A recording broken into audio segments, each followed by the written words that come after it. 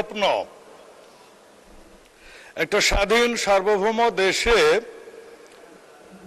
একটা বাজেট হয় প্রত্যেক বছর, জনগণের আশা আকাঙ্ক্ষার যেখানে প্রতিফলন হয়।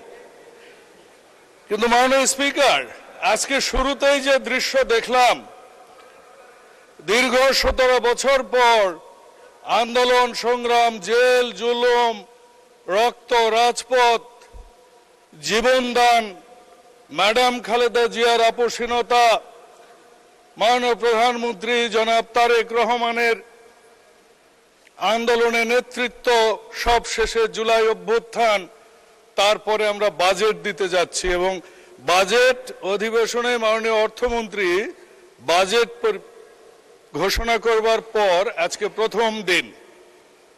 এই দিনটা শুরু হওয়া উচিত ছিল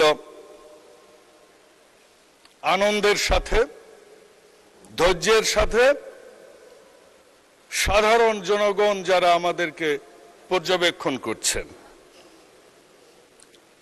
আজকে আনন্দের বিষয়, ন্যায় বিচার প্রতিষ্ঠা হচ্ছে। 55 বছরে প্রথম শুনলাম বিদেশ থেকে কাউকে গ্রেপ্তার করা হয়েছে। একজন শুধু দোষর নয়, খুনি, তাকে বিরোধী দলের এর মাঝে কোনো আনন্দ দেখলাম না। এটা একটা খুবই দুঃখের বিষয়।